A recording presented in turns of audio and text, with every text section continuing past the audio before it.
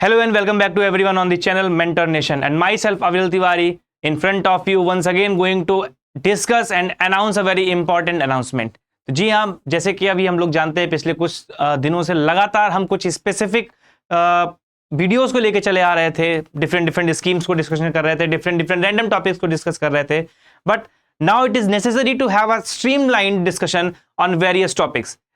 तो उसी रिस्पेक्ट में हम आपके सामने अनाउंस करते हैं कि बहुत जल्द ही बेसिकली नेक्स्ट क्लास से ही हमारे पास एक सीरीज वीडियो रहेगा जो रेगुलरली आपको सुबह 10 बजे मिल जाया करेगा, जहां पर हम डिस्कस करने वाले हैं पूरी की पूरी नितिन सिंघानिया बुक। यानी कि उस पूरी बुक को लेक्चर वाइज हम लेके चलेंगे, चैप्टर वाइज लेके चलेंगे और पूरी की पूरी बुक को एक प्रॉपर वे में डिस्कस करने की कोशिश करेंगे ताकि आपकी प्रिपरेशन अच्छी हो सके और एक बार आप बुक को समझ सके। देखिए, पढ़ते तो बुक है, ऑब्वियस सी बात है, आप वो पढ़ोगे भी, that is not a big problem, but उस बुक को कैसे पढ़ना है और कितना पढ़ना है ये बताना हमारा काम है। तो उसको हम एक तरह से सीरीज वाइज लेके चलेंगे और उसको डिस्कस करने का प्रयास कर रहे होंगे। लेकिन उससे पहले जो सबसे बड़ा क्वेश्चन हमारे दिमाग में आता है कि इकोनॉमी एज अ सब्जेक्ट कहीं ना कहीं सबके अंदर एक डर पैदा करके रखता है।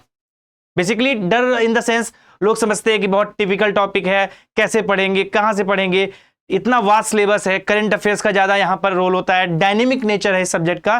तो इन सारी प्रॉब्लम्स का सलूशन मैं एक तरह से डिस्कस करने वाला हूं, कैसे इसको पढ़ना है और कैसे इसका यूज करना है आपके आने वाले एग्जाम्स में। तो बेसिकली अगर हम इसके वेटेज की बात करें एग्जाम में, तो जब हम इकोनॉमी की बात करते हैं तो बेसिकली इकोनॉमी का जो वेटेज होता है वो दोनों तरीके के एग्जाम्स में, दैट मीन्स प्रीलिम्स में भी है और मेंस में भी है।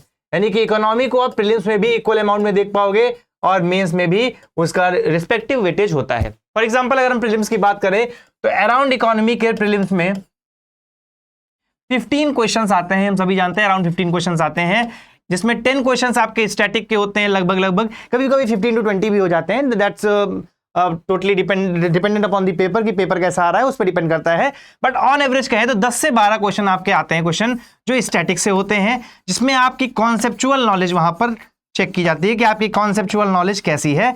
इसके साथ ही साथ यहां पर करंट अफेयर्स के क्वेश्चंस भी रहते हैं जो 5 से 7 रहते हैं। करंट अफेयर्स के क्वेश्चन जो रहते हैं वो 5 से 7 रहते हैं, जो आपके बेसिकली चेक कर रहे होते हैं आपकी अवेयरनेस और इस इकोनॉमी के एप्लीकेशन पार्ट को।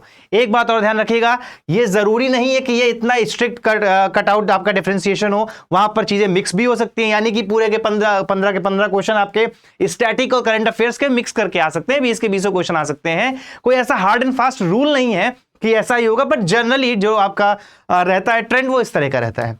पिछले अगर 2-3 सालों की बात करें तो इकोनॉमी के क्वेश्चंस काफी स्ट्रेट फॉरवर्ड रहे हैं, काफी डायरेक्ट रहे हैं। अगर आपने बेसिक्स को क्लियर कर रखा है तो वो क्वेश्चन सॉल्व करना प्रीलिम्स में कोई बहुत बड़ा टास्क नहीं रहने वाला है। तो ये एक अच्छी चीज है, हम इसको यहां पर देख सकते हैं प्रीलिम्स के पॉइंट ऑफ व्यू से। इसके अलावा अगर हम बात करें मेंस की, तो मेंस में भी इसका वेटेज बहुत बैलेंस्ड रहता है।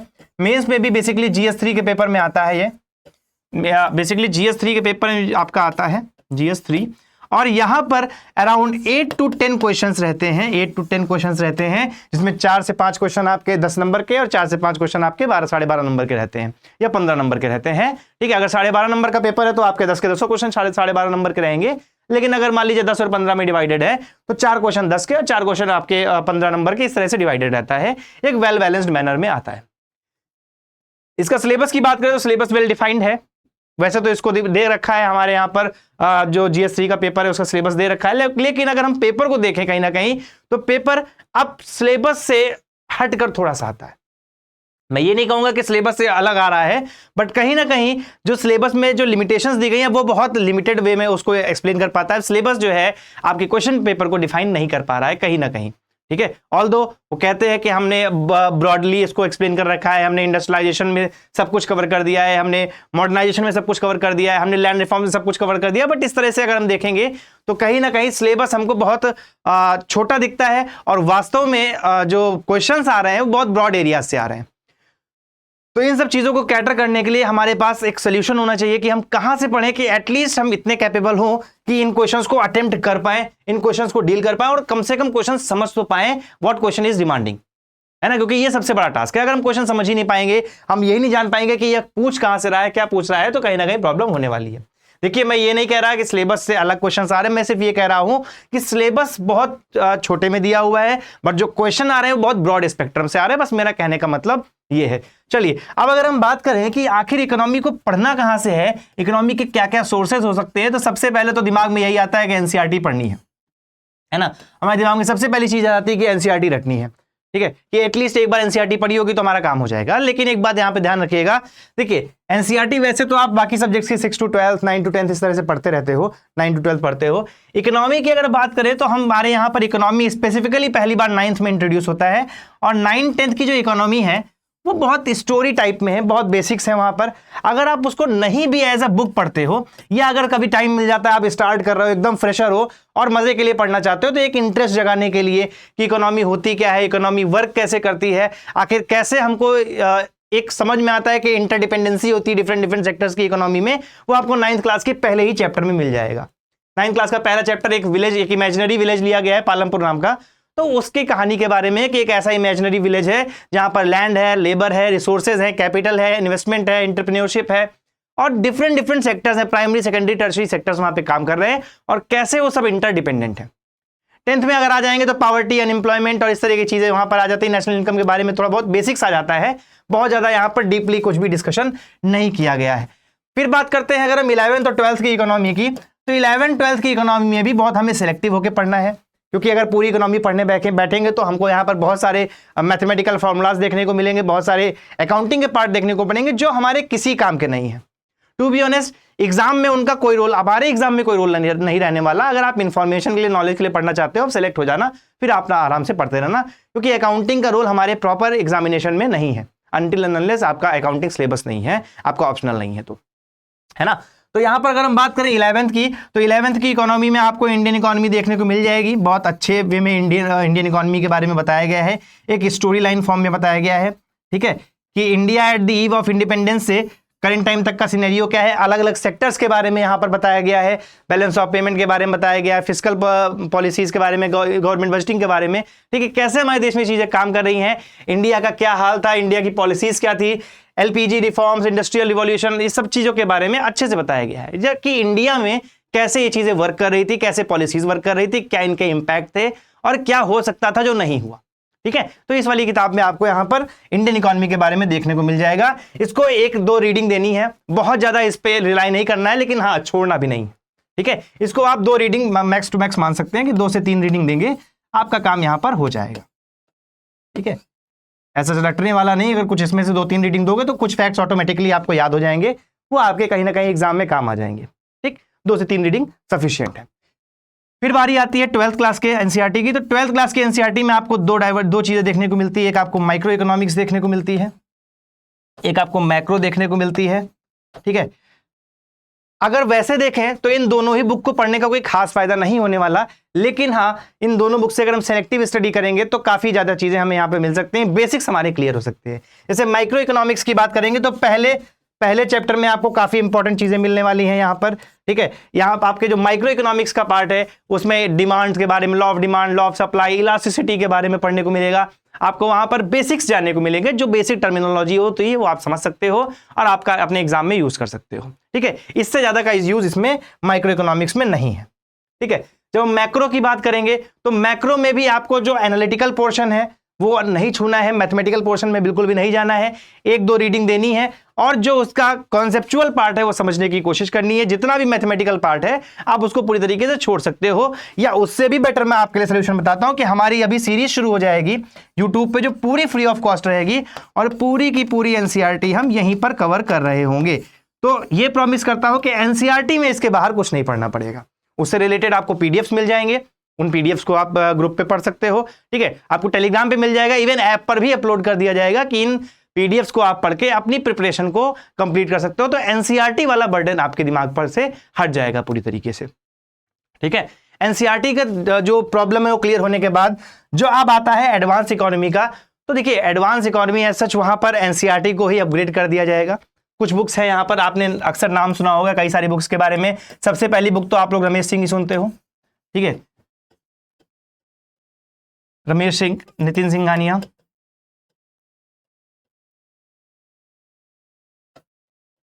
ठीक है, नितिन सिंघानिया, इस तरह की कई सारी किताबें हैं आपके पास। तो विवेक सिंह,